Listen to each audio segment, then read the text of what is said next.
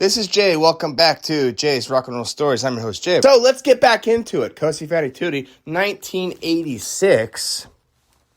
So Cosey Fanni Tutti has a band with Chris called Chris and Cosey, and they release a 12-inch record. The song is called October Love. And the story behind the song, this is 1986. The song is called October Love. The story behind it is that they have a little boy named Nick who was at daycare, which gave them some time to record some music. And they're using new equipment. Like, these guys are really up to date on like what's new out there, like keyboards and stuff. It's kind of cool. So I don't even know. They're using something called a Roland MC8 sequencer. Like, it's probably top of the line at the time, 1986, shit. So they're both wearing headphones so they could communicate with each other. And they're kind of just testing out the equipment. And Chris starts recording. And she says to Chrissy, just say anything. Like, this is like, let's just test this shit out, right? Just say anything. Try out the equipment. So she felt so like content in life, like she has like such fulfillment with her new relationship with Chris, that she went back to a memory of that she and Chris, when they were coming together during all that bullshit with Genesis Peorage, and she says her memory, and the lyrics are, "You took my hand on the stairs, no one was around. You said we could be lovers. I just had to say the word." And it was just her memory. And after vocalizing the memories and everything, Chris comes in saying, "God, I love it. Like, let's take it to Sony." Like in that direction, and sing it, like they said, like, let's take it, let's sing another chorus on it and complete a melody, but that's the one. And I listened to the song. It's really cool. Look this up. 1986, October Love, Chrissy and Cosey. It's nice. It's just about love. So let's move on. Let's see. Here's a little side note. So at the same time in 1986, Throbbing Gristle is putting out a bunch of bootleg box sets, and they're making some good side money on this shit, right? And finally, when Chris and Cosey find out, they Genesis Peorage sends them like a little compensation check. Like, here you go, $100, whatever. £100, whatever. There you go. So Chris and Cosey, they buy from an auction an old schoolhouse in the countryside, and it's like one of those like really old-fashioned brick schoolhouses, and they're living in. I wrote this down. Goddamn dog ruined my notes. There's an old schoolhouse in the countryside. They buy it. They're going to live there. And they move in like to that little town and everything. And Chrissy is going into like the town center to meet all the other moms and stuff. And then come to find out that she bought the school that the kids of that little town would have gone to if there were enough kids in that town. But there's not enough kids in that town, so these families have to send their kids out of the town to some other schools. So they don't, they're not really taken very well with like these families. Like, fucking assholes, robbed the school that my kids could go to, which is like, a block away. Little baby Nick, they're happy. They have their little guy Nick. They have gardens. They have because they're living in London now. The cats can explore. They're pretty happy. So let's see here. Well, here's another one. So remember the horrible history she had with her father. Her mom passes away, and excuse me. The father was in the hospital too. And both parents pass away without her knowing until much later. And the parents didn't want her coming to the hospital because they thought it would be like too stressful, for like the father, like to see her. Like, it's it's very sad, like avoiding communication, especially on something like that. All right, so musically at this time, Chris and Cosey, they get signed to more than one label, and this will lead to like world touring. They're going all over Europe and the United States. They have separate labels in Canada, Chicago, Europe. It's pretty successful. 1987, the next album by Chris and Cosey is called Exotica. It's an homage to Martin Denny. Martin Denny, if you don't know, I should do an episode on this. This is music I used to like. Or I used to have a lot of records by them. The music is called Exotica, and this is post-World War II. And it's like this, how do you explain? Because it's Martin Denny. There's a couple other artists who have this. It's not jazz. Like, jazz purists hate this shit. It's like Tropicana or island type, like, there's like birds and funny sounds in the music. It's kind of cool. Just look up Exotica by Martin Denny. So they named their album Exotica as well. I think it's cool. It's cool music.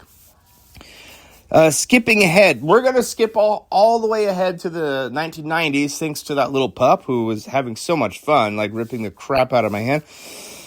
Okay, so this is not good. Chrissy has a heart condition, and she has very little energy, and so the interesting thing is that it has to do with the electrical circulation in her heart. I found that fascinating just because her whole career is based upon electronic music, and this is electric pulses that are not going through enough in her heart. It just causes her, she's in pain, and there's no energy, like a battery that's running low. So she's going through surgeries. She has a stent put in. It's pretty awful. At the same time, there's more bootlegs going on. The Throbbing Gristle is putting a bunch of bootlegs. Let's see. There's a book that comes out that talks about Throbbing Gristle, and it never even mentions Chrissy. And basically, she wrote this book kind of like an answer to like bullshit. Like, this is what really happened. This book is really good. It's a really good book. There's just so much to talk about. Like, for example, there's a side band that came off of Throbbing Gristle called Coil, which I would have to do a whole another episode. I didn't mention Coil at all because it's just too much. Every single page is just story after story after story. It's just like, listen, fine, this is my book report on this. You go read it. I can't do it. It's like 500 pages, and it spans from 1965 to like to today. All right. So let's see. So there's talk about a Throbbing Gristle like get together or reunion or something like that in the early 2000s, and it ends up happening. Chrissy doesn't want it to happen. The fans want it to happen. The other members want it to happen, but Chrissy's just like, I'm over this. Genesis P-Orridge in the early 2000s is trans. He goes through transition. He has cosmetic surgery and stuff, and he's married to a woman, and he's actually a little friendlier than in the past. Like, he's kind of like breaking ice with Chrissy and Cosey with Chris, just kind of like, let's get over it. Let's be nice. And they make a new album together. Like, Throbbing Gristle records an album, and it comes out well, and they all get along. It's pretty cool. But yes and no. Like, also at the same time, Genesis P-Orridge is selling everything that has to do with Throbbing Gristle.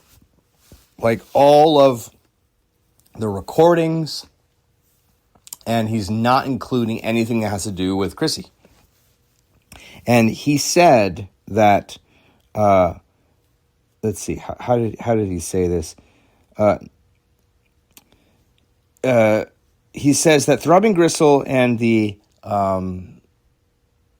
Industrial Records archive to promote his life archive, and to pull it with any others, to pull it with Chrissy, to pull it with any other members of the band would render his work incomplete. So he's basically saying it was all me. It's like, fuck. Yeah, but that's the story with this guy. He'll give you an inch, but then fucking pull that fucking rug from underneath of you, right? Nothing really changes with this guy. And they're just kind of, what about our lives, man? We've been doing this the entire time. So they're in the studio. They're booked for some time. And Genesis P-Orridge never really contributes. He shows up late. He complains about the gear, the instruments. He leaves. He comes back. He doesn't really contribute at all. And one time they're wrapping it up, they made some good progress. And as Chris and Cosey were leaving, Genesis said, "Oh, are you leaving?" And they said, "Yeah, it's late. It's 11 p.m." And Genesis P-Orridge says, "You call 11 p.m. late?" And Chrissy got really pissed in his face. It was like, "Yeah, we've been working in the studio all freaking day. It's late." And then he kind of like pulled back, like, yeah, you're right. I'm sorry. What time should I be here tomorrow? Like, come on, man. Like, we've been doing this all day. You're in and out. You complain, blah, blah, blah. So the new record, record by Throbbing Gristle is in the 2000s. I think it's 2000 live concert, and it goes very well. Here's a quote from Chrissy. She says, "I set aside Genesis P-Orridge's antics, and these people who were who mattered. This was Throbbing Gristle magic in action. I felt such affinity with the audience as Throbbing Gristle. The music was unleashed. When we played Discipline, Chris descended into a sub bass, and the crowd went into raptures. And apparently the bar staff had to shut up the shop because everything was shaking. The bar was completely shaking. People were just like going freaking nuts, and it was just a good turnout. She feels like she just was in the zone. It was such a good show. The Genesis P-Orridge's antics were showing up. He would wear like little mini skirts, and he would like little sexy tops. He was like really just trying to get the audience to get a little like little reaction. Here's a quote I like. This is from 2014. Thanks, puppy. I've been collating. I've been collecting info for my autobiography. It will be a strange journey into the past, so much so that I'll have to do it in stages and not at a time when I'm being creatively active. Active on new works. It was a big decision to bite the bullet and get started. That's what she talks about her book, doing the book. So, and that's where I'm ending. Well, I'm biting the bullet too, and that dog bit the shit out of my notes. So I'm gonna end it here. I know Cosey Fanni Tutti is still alive. She just put out a new book in 2022. She's still making music. She's a very productive human being. I think she's cool. I think she's fantastic. To tell you the truth, I like the Chris and Cosey music more than I like Throbbing Gristle. I don't know if that's sacrilege or whatever, but I like the fact that two people fell in love during a very chaotic musical time in their life and just kind of harness something where this is us. We have a son together. I almost died with my heart failure. We went through hell. Now we're making music together. So I recommend listening to some Chris and Cosey. I think it's really awesome. At some point, I'll pick up her new book. She wrote a book in 2022 about her working with another female artist, and it's just their stories. So there's a lot. As I said before, in this book, it never ends. There's a long journey to go through, and there's also a book. This might be kind of funny.